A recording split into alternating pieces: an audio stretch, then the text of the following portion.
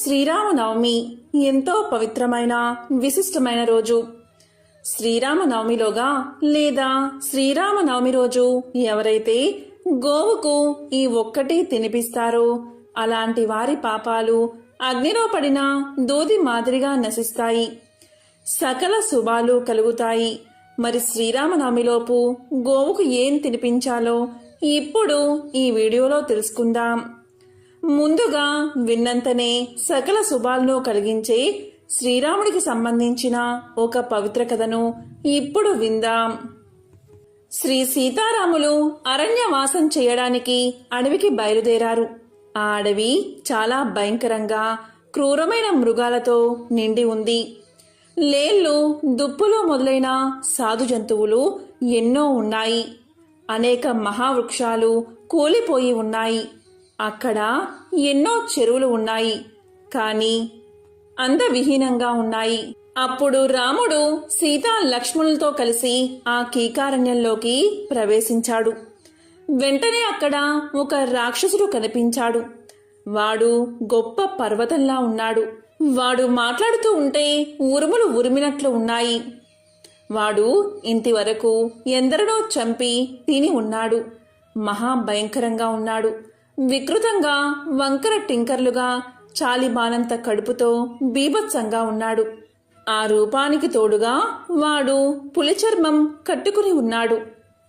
వాడు తినడానికి ఇనుప శూలానికి 3 సింహాలు, 4 పులులు, 2 తోడేళ్లను, 10 జింకలను, పెద్ద దంతంగా ఉన్న ఏనుగు తలను ఒకటి గుచ్చి భుజం మీద పెట్టుకుని ఉన్నాడు. సీతను, రాముణ్ణి, లక్ష్మణుణ్ణి చూసేసరికి వాడు అగ్గయిపోయాడు. వెంటనే ఆకాశం చిల్లులు పడేలా అరుస్తూ భూమి వణికిపోయేటట్లు అడుగులు వేసుకుంటూ వచ్చి వెంటనే సీతను పట్టుకుని తన భుజంపై పెట్టుకున్నాడు. ఎవరు మీరు? విల్లంబులు, ఖడ్గాలు ధరించి భార్యతో కూడి ఇక్కడికి వచ్చారు. ఇది నా నివాసం. మీరు ఆయువు మూడి ఇక్కడికి వచ్చారు. ముని వేషాలు వేసుకున్నారు. కానీ నేను దీన్ని సహించను. నా పేరు విరాధుడు. నేను మనుషుల్ని చంపి భక్షిస్తూ ఈ వనంలో స్వేచ్ఛగా ఉంటున్నాను. ఈ పిల్ల చూడ చక్కగా ఉంది కనుక నాకు పెళ్ళామవుతుంది. నేను మీ ఇద్దరి రక్తాన్ని తాగేస్తాను అని పరవళ్లు తొక్కాడు. వాడిని చూసి వాడి మాటలు విని వారి చేతుల్లో ఉన్న సీత గాలివానలో అరటి చెట్టు కొయ్యబారిపోయినట్లు అయిపోయింది. ఆ దృశ్యం చూడగానే రాముడికి నోట మాట రాలేదు. కాని ఎలాగో అతి కష్టం మీద మాట తెచ్చుకుని లక్ష్మణుడితో ఇలా అన్నాడు. తమ్ముడా లక్ష్మణ, జనక మహారాజు అయిన కూతురు సీత నా భార్య. అయినా సీతకేగతి పట్టిందో చూడు. వరం కోరినప్పుడు కైక ఏమి జరుగుతుందో అని భావించిందో అది ఇప్పుడు సంభవించింది. తన కొడుక్కి రాజ్యం కావాలని కోరుకుంది. నేను వనవాసం చెయ్యాలని కోరుకుంది. ఆమె వెనుక ఉన్న ఉద్దేశమేమిటో నువ్వు గ్రహించావా? అరణ్యాలలో ఉండే మనకు ఆపద తప్పకుండా వస్తుందని గ్రహించి మన సర్వనాశనం ఆమె కోరుకుంది కాబట్టే ఆమె అలా ఊహించి ఆ కోరికను కోరింది. ఆ కోరిక ఇప్పుడు నెరవేరింది. నాన్నగారిని విడిచి వచ్చినందుకు, నాకు రాజ్యం లేకుండా పోయినందుకు నాకు దిగులు లేదు. కానీ సీతను మరొకడు తాకడం నాకు ఎంతో దుఃఖంగా ఉంది అంటూ కళ్ళల్లో నీళ్లు పెట్టుకున్నాడు శ్రీరాముడు. అది చూసిన లక్ష్మణుడు ఎంతో కోపంతో కాలసర్పంలాగా రాసుకుంటూ ఇలా అన్నాడు. అన్నా, నువ్వు సకల జగత్తుకు దేవుడువు, దేవేంద్రుడితో సమానమైన వాడవు. నీ సేవకుణ్ణి నేను ఉండగా నువ్వెందుకు అలా దుఃఖిస్తావు? నేనొక బాణంతో క్రూర రాక్షసుడైన ఈ విరాధుణ్ణి కూలగొడతాను. కైకామాత భరతుడికి రాజ్యం కావాలి అన్నప్పుడు నాకు భరతుడి మీద వచ్చిన కోపం అంతా ఇంతా కాదు. ఆ కోపాన్ని ఇప్పుడు ఈ విరాధుడి మీద చూపించి అతన్ని చంపేస్తాను. ఇంద్రుడు పర్వతం మీద వజ్రాయుధం వదిలిపెట్టినట్లు ఇతన్ని నేను చంపేస్తాను అని లక్ష్మణుడు పలికాడు. రాముణ్ణి లక్ష్మణుణ్ణి చూసిన విరాధుడు వికటాహా నవ్వుతున్నాడు. అప్పుడు లక్ష్మణుడు ఇలా పలికాడు. ఎవడ్రా నువ్వు అని అడిగాడు. అప్పుడు విరాధుడు, నేను అడిగిన ప్రశ్నే మీరు నన్ను అడుగుతున్నారు. మీరు ఎవరు, ఎక్కడికి వెళ్తున్నారు అని అడిగాడు. దానికి రాముడు ఇలా అన్నాడు, మేము ఇక్ష్వాకు వంశీయులం, క్షత్రియులం, దశరథ మహారాజు కొడుకులం. మా నాన్నగారి ఆజ్ఞ మీద మేము వనవాసం చేయడానికి వచ్చాం.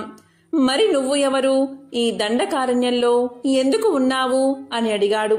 అది విని విరాధుడు రాముడితో ఇలా పలికాడు, రామా విను, నా తండ్రి జయుడు, నా తల్లి శతహోద, రాక్షసులందరూ నన్ను విరాధుడు అని పిలుస్తారు. ఎలాంటి శస్త్రాలతోనూ ఎవరూ కూడా నన్ను చంపలేరు, నరకలేరు, చీల్చలేరు. నేను ఘోర తపస్సు చేసి బ్రహ్మదేవుణ్ణి మెప్పించి ఈ వరాన్ని పొందాను. మీరీ సుందరి మీద ఆశ వదిలి వెళ్ళిపోండి, పరిగెత్తిపోండి, లేకుంటే మాట దక్కదు. నిజానికి మీ ప్రాణాలతో నాకేమీ పనిలేదు అన్నాడు విరాధుడు. ఆ మాటలు వినేసరికి రాముడికి ఎంతో కోపం వచ్చింది. ఓరి దృష్టుడా, ఉత్తమ స్త్రీ మీద ఆశ పెట్టుకుని నీవు చాలా నీచమైన కోరికను కోరుకుంటున్నావు. ఇదే నీ మరణానికి కారణం అవుతుంది. నా ఎదుట నువ్వు ప్రాణాలతో పోలేవు అని గర్జించి వెంటనే ధనస్సు ఎక్కిపెట్టి కరకు బాణాలను తొడిగి లాగి విరాధుణ్ణి కొట్టాడు శ్రీరాముడు. ఈ విధంగా 7 బాణాలను విడిచాడు. అవి గరుత్మంతుడిలా వాయువేగంతో వెళ్లి విరాధుణ్ణి నాటుకున్నాయి. నెమలి రెక్కల కొంకాలు ఆ బాణాల కొనలు 7 విరాధుడి శరీరంలోకి దూసుకుపోయాయి. అవి విరాధుడి రక్తంలో తడిచి అగ్ని జ్వాల వలె నేల మీద పడ్డాయి. ఆ దెబ్బలు తిన్న విరాధుడు కోపగించి సీతను కిందకు దించి శూలం పుచ్చుకుని రాముడి మీదకు, లక్ష్మణుడి మీదకు ఉరికాడు. అతను అలా ఉరుకుతున్నప్పుడు మృత్యుదేవత నోరు తెరుచుకుని మీద పడినట్లయింది. అప్పుడు రామలక్ష్మణులు విరాధుడి మీద శరవర్షం కురిపించారు. అందుకు విరాధుడు ఒళ్ళు విరుచుకున్నాడు. వారు వేసే బాణాలు వాడి శరీరం మీద పడి కిందకి పడుతున్నాయి. ఆ వరమహిమ వల్లే అతడు ప్రాణాలు కోల్పోకుండా ఉన్నాడని రామలక్ష్మణులకు అర్థమైంది. దాంతో రామలక్ష్మణులు విరాధుడి మీద శరవర్షాన్ని కురిపించారు. దెబ్బల మీద దెబ్బలు కొట్టారు. అప్పుడు విరాధుడు మిక్కిలి కోపంతో పర్వతంలాగా చలించకుండా రామలక్ష్మణులు చేత్తో పట్టుకుని అడవిలో పరిగెత్తుతూ బయలుదేరాడు. అప్పుడు రాముడు లక్ష్మణుతో ఇలా అన్నాడు, తమ్ముడా, వీడు ఈ దారిలో మనల్ని తీసుకుపోవడమే మంచిది. వీడు మనం వెళ్లవలసిన దారిలోనే బయలుదేరాడు అని లక్ష్మణుడితో అన్నాడు. విరాధుడు ఇద్దరిని భుజాల మీద ఎక్కించుకుని పిడుగులు పడుతున్నట్లుగా అరణ్యంలోకి బయలుదేరాడు. ఆ అడవి ఎంతో దట్టంగా ఉంది. అందులో ఆకాశం అంతా రకరకాల చెట్లు ఉన్నాయి. చిత్ర విచిత్రమైన పక్షులు కూడా ఉన్నాయి. రకరకాల విషసర్పాలు ఎన్నో ఉన్నాయి. ఆ అరణ్యంలో వాడు నిరాటంకంగా నడిచిపోసాగాడు విరాధుడు. రాముణ్ణి, లక్ష్మణుణ్ణి విరాధుడు ఎత్తుకుపోతూ ఉండడం చూసి సీతాదేవి ఇలా పలుకుతుంది, నా రాముడు సత్యవాది, శీలవంతుడు. రౌద్రాకారుడైన ఈ రాక్షసుడు లక్ష్మణుతో పాటు నా రాముణ్ణి కూడా తీసుకుపోతున్నాడు. నా రాముణ్ణి, లక్ష్మణుణ్ణి వదిలిపెట్టి నన్ను తీసుకుపో అంటూ సీత గొంతెత్తి ఏడ్చింది. అది విన్న రాముడు, లక్ష్మణుడు ఆ రాక్షసుణ్ణి సంహరించాలి అనుకున్నారు. వెంటనే లక్ష్మణుడు విరాధుడి ఎడమ చేతిని నరికేశాడు. రాముడు కుడి చేతిని నరికేశాడు. దాంతో విరాధుడు నీలి మేఘం వలె పర్వత శిఖరం కూలినట్లు నేల కూలిపోయాడు. వెంటనే రాముడు లక్ష్మణుడితో ఇలా పలికాడు, లక్ష్మణ, విరాధుడు బ్రహ్మదేవుడి వరం వల్ల ఇంకా చనిపోలేదు కనుక ఇతన్ని గుంతతీసి పాతి పెడదామన్నాడు. దాంతో విరాధుడు, రామా, నువ్వు మహేంద్ర సమానుడువు. నీ చేతిలో నేను చనిపోయాను. అజ్ఞానం వల్ల నువ్వు ఎవరో నేను తెలుసుకోలేకపోయాను. కౌసల్య కడుపు చల్లగా నువ్వు మహానుభావుడువు. నీ సంగతి, లక్ష్మణుడి సంగతి నాకు తెలియక ఇంత ఇబ్బంది కొని తెచ్చుకున్నాను. నేను పూర్వం ఒక గంధర్వుణ్ణి, కుబేరుడి దగ్గర అధికార వర్గంలో ఒకరిని. అయితే రమ్మను విడిచిపెట్టి ఉండలేక నా విధుల్లో కర్తవ్య నిర్వహణను సరిగ్గా చేయలేకపోయాను. అశ్రద్ధ చేశాను. అందుకు కోపగించిన నా ప్రభువైన కుబేరుడు ఇలా రాక్షసుడిగా కమ్మని శపించాడు. దశరథ మహారాజు కొడుకు అయిన రాముడు నిన్నెప్పుడు యుద్ధంలో సంహరిస్తాడో అప్పుడే నీకు శాప విముక్తి అవుతుందని తెలియచేశాడు. అప్పుడే నువ్వు స్వర్గానికి వస్తావు అని కుబేరుడు చెప్పి నాకు ఉపశాంతిని కలిగించాడు. కాబట్టి నేను నీ అనుగ్రహం వల్ల ఆ శాపం నుండి విముక్తుడై ఇప్పుడు స్వర్గానికి వెళ్ళిపోతున్నాను అని తెలియచేశాడు విరాధుడు. ఓ రామా, ఇక్కడికి ఆమడ దూరంలో ధర్మాత్ముడైన శరభంగ మహర్షి ఉన్నాడు. మీరు ఆ ఆశ్రమానికి త్వరగా వెళ్ళండి, మీకు సకల శ్రేయస్సులు కలుగుతాయి అని చెప్పి విరాధుడు స్వర్గలోకానికి చేరుకున్నాడు. ఎంతో విశేషమైన పవిత్రమైన ఈ కథను చదివినా చెప్పినా వినిపించినా సకల శుభాలు కలుగుతాయి.